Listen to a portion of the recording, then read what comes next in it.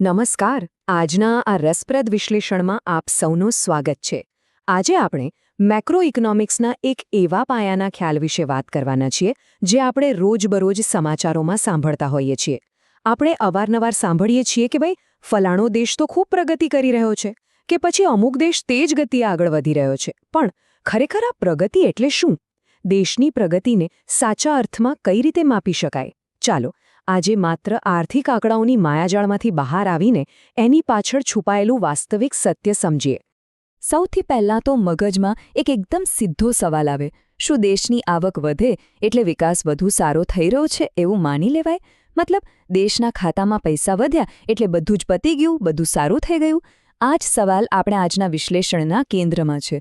શું આપણે માત્ર દેશની તિજોરીના આંકડાઓ જોઈને જ તેની સફળતા કે નિષ્ફળતા નક્કી કરી શકીએ ખરા? ઓકે, તો ચાલો આ મુદ્દાના મૂળ સુધી જઈએ.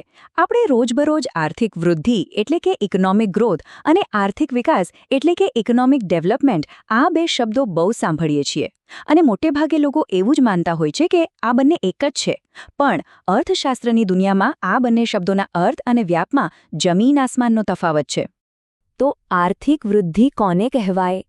સાવ સરળ ભાષામાં કહીએ તો આર્થિક વૃદ્ધિ એટલે દેશના કુલ ઉત્પાદન અથવા રાષ્ટ્રીય આવકમાં લાંબા ગાળે થતો માત્ર સંખ્યાત્મક વધારો. આને સમજવા માટે આપણે એક બાળકના શરીરનું ઉદાહરણ લઈએ.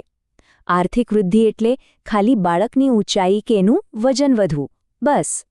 ગઈકાલ કરતાં આજે દેશ પાસે કેટલું વધારે ઉત્પાદન કે આવક છે એ માપવા પૂરતું જ આ સીમિત છે. જ્યારે બીજી તરફ આર્થિક વિકાસ એ બહુપરિમાણીય પ્રક્રિયા છે. આમાં ખાલી આંકડાઓ જ નથી આવતા, પણ ગુણાત્મક એટલે કે ક્વોલિટેટિવ પરિવર્તનો પણ જોડાયેલા છે.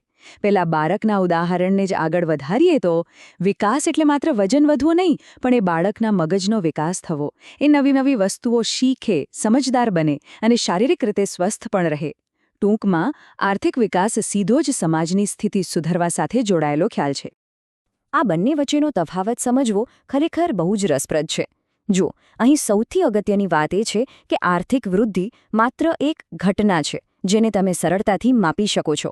પણ આર્થિક વિકાસ એ તો સતત ચાલતી એક પ્રક્રિયા છે જેને માપવી એટલી સહેલી નથી. એટલે એમ કહી શકાય કે વૃદ્ધિનો ખ્યાલ થોડો સીમિત છે, જ્યારે વિકાસનો ખ્યાલ ઘણો જ વિસ્તૃત અને ઊંડો છે. સારું, હવે આપણે ડુંગળીનું પહેલું પડ ખોલીએ અને થોડા વધુ ઊંડાણમાં જઈએ. કોઈપણ દેશની સફળતા માપવાની સૌથી પાયાની અને જૂની પદ્ધતિ કઈ છે? તે છે દેશની રાષ્ટ્રીય આવક અને માથાદીઠ આવક. તો ચાલો જોઈએ કે આ આંકડાઓ ખરેખર આપણને શું કહી રહ્યા છે.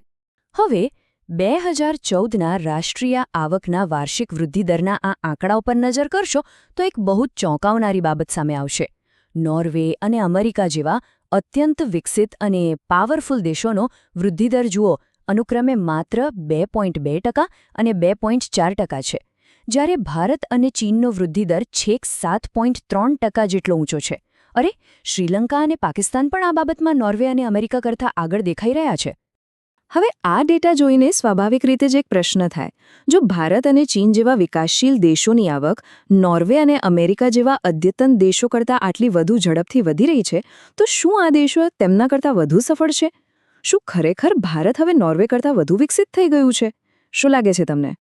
બિલકુલ નહીં. અને આ જ તો રાષ્ટ્રીય આવકને નિર્દેશક તરીકે લેવાની સૌથી મોટી મર્યાદા છે.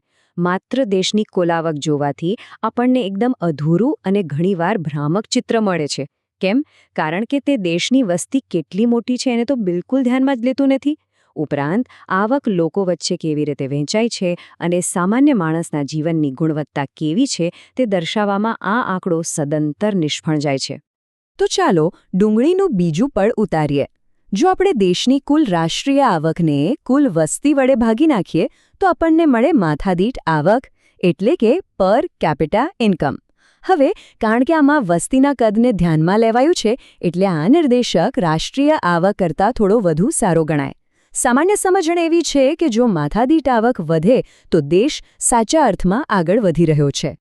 પણ ખરી હકીકત તો ત્યારે સામે આવે છે જ્યારે આપણે પ્રત્યેક વ્યક્તિ દીઠ આવક જોઈએ છે. આર્થિક અસમાનતાનું સાચું ચિત્ર હવે છતું થાય છે અને આખું ચિત્ર સાવ બદલાઈ જાય છે. અગાઉ જ્યાં ભારત અને ચીનનો વૃદ્ધિદર આપણને બહુ ઊંચો દેખાતો હતો ને, અહીં વાસ્તવિકતા કંઈક અલગ જ દેખાય છે. જરા આ વિશાળ ખાઈ જુઓ. નોર્વેની માથાદીઠ આવક લગભગ $65,000ની આસપાસ છે, જ્યારે ચીનની $12,500 છે અને ભારતની તો માંડ $5,500ની આસપાસ છે. ક્યાં નોર્વેની આવક અને ક્યાં આપણી આવક? નોર્વેની માથાદીઠ આવક ભારત કરતાં લગભગ 11થી 12 ગણી વધારે છે. આ તફાવત જ બતાવે છે કે આપણો વૃદ્ધિદર ભલે ઝડપી હોય, પણ સાચી આવકમાં આપણે હજુ કેટલા પાછળ છીએ. તો શું માથાદીઠ આવક આપણને એકદમ પરફેક્ટ ચિત્ર આપે છે? અર્થશાસ્ત્રીઓ સ્પષ્ટ કહે છે કે ના, આ પણ એક ભ્રામક નિર્દેશક જ છે. કારણ કે આખરે આ માત્ર એક સરેરાશ આંકડો છે, અને સરેરાશ આંકડાઓ હંમેશા દેશમાં વ્યાપેલી ગરીબી અને અસમાનતાને છુપાવી દે છે. માથાદીઠ આવકમાં જે આંકડો દેખાય છે, એવા પૈસા દેશના બધા જ નાગરિકોના ખિસ્સામાં નથી હોતા. જો મોટાભાગની આવક અમુક અમીર લોકોના હાથમાં જ હોય, તો પણ સરેરાશ આવક તો ઊંચી જવાની, પણ બિચારા ગરીબોની સ્થિતિ તો જ્યાંની ત્યાં જ રહેવાની. તો હવે વાત જાણે એમ છે કે જો રાષ્ટ્રીય આવક અને માથાદીઠ આવક બંનેમાં આટલી મોટી ખામીઓ હોય, તો પછી સાચો વિકાસ માપવો કેવી રીતે? હવે આપણે આ ડુંગળીનું અંતિમ પડ ખોલવા જઈ રહ્યા છીએ. હવે આપણે એવા માપદંડોની વાત કરીશું જે સીધા માણસ સાથે, માનવ જીવન સાથે જોડાયેલા છે. માત્ર નાણાકીય આંકડા ઉપર આધાર રાખવાની આ મોટી સમસ્યાનો એક જબરદસ્ત ઉકેલ એટલે માનવ વિકાસ આંક, જેને આપણે હ્યુમન ડેવલપમેન્ટ ઇન્ડેક્સ અથવા HDI તરીકે ઓળખીએ છીએ. આ ઇન્ડેક્સ દેશના વિકાસને માપવા માટે માત્ર આવક પૂરતો સીમિત નથી રહેતો. તે લોકોના અપેક્ષિત આયુષ્ય એટલે કે લાઈફ એક્સપેક્ટન્સી અને શિક્ષણના સ્તરને પણ આવકની સાથે ગણતરીમાં લે છે. 2014ના માનવ વિકાસાંકના ડેટા જ આપણને બહુ સ્પષ્ટ રીતે કહે છે કે સાચા વિકાસ માટે માત્ર ઊંચી આવક હોવી પૂરતી નથી. જુઓ, નોર્વેનું અપેક્ષિત આયુષ્ય 81.6 વર્ષ છે અને ત્યાં શિક્ષણનું સ્તર પણ અદ્ભુત છે, અને એટલે જ તે વિશ્વમાં પ્રથમ ક્રમે બિરાજે છે. બીજી તરફ ભારત જેવા દેશો આવકની સાથે સાથે લોકોના આયુષ્ય અને શિક્ષણના સ્તરમાં પણ ઘણા પાછળ હોવાથી આ ઇન્ડેક્સમાં 130મા ક્રમે ધકેલાઈ જાય છે. તો આ આખી ચર્ચાનો સૌથી નિર્ણાયક અને મહત્વનો મુદ્દો એ છે કે સાચી સફળતા માટે નાગરિકોના પાકીટથી આગળ વધીને તેમના જીવન અને તેમની સુખાકારી તરફ જોવું જ પડશે. હા, દેશ પાસે નાણાકીય સંપત્તિ હોવી ચોક્કસ જરૂરી છે, પણ એ સંપત્તિથી નાગરિકોને સારું સ્વાસ્થ્ય, પીવાલાયક શુદ્ધ પાણી, ઉત્તમ શિક્ષણ અને લાંબુ સ્વસ્થ આયુષ્ય મળવું જોઈએ. સાચી માનવ પ્રગતિ માટે આ અત્યંત આવશ્યક છે. ચાલો, પાછા આપણા મૂળ સિદ્ધાંત પર આવીએ. આર્થિક વિકાસ એ બહુપરિમાણીય પ્રક્રિયા છે. આ વાક્ય માત્ર કોઈ અર્થશાસ્ત્રના પુસ્તકમાં છાપેલી વ્યાખ્યા નથી, પણ એક કડવી વાસ્તવિકતા છે.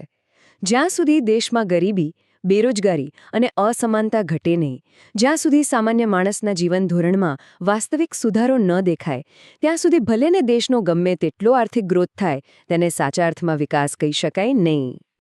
આ આખા વિશ્લેષણના અંતે એક બહુ જ ગંભીર અને વિચારવા જેવો પ્રશ્ન મૂકીને હું આ ચર્ચાનું સમાપન કરીશ. શું આપણો સમાજ અને સરકારો માનવ જીવનની વાસ્તવિક ગુણવત્તા સુધારવાને બદલે માત્ર આર્થિક આંકડાઓમાં મોટા થવા પાછળ જ વધુ પડતી દોટ મૂકી રહ્યા છે? શું આર્થિક આંકડાઓ અને ગ્રોથ રેટની આંધળી રેસમાં આપણે સામાન્ય માણસની સુખાકારીને ક્યાંક પાછળ તો નથી છોડી દીધી ને? આ એક એવો પ્રશ્ન છે જેના પર આપણે સૌએ ગંભીરતાથી વિચાર કરવો જ રહ્યો. આશા છે કે આ ચર્ચા તમને પસંદ આવી હશે અને નવા દૃષ્ટિકોણો સમજવામાં મદદરૂપ થઈ હશે. આજના આ વિશ્લેષણમાં જોડાવા બદલ આપનો ખૂબ ખૂબ આભાર.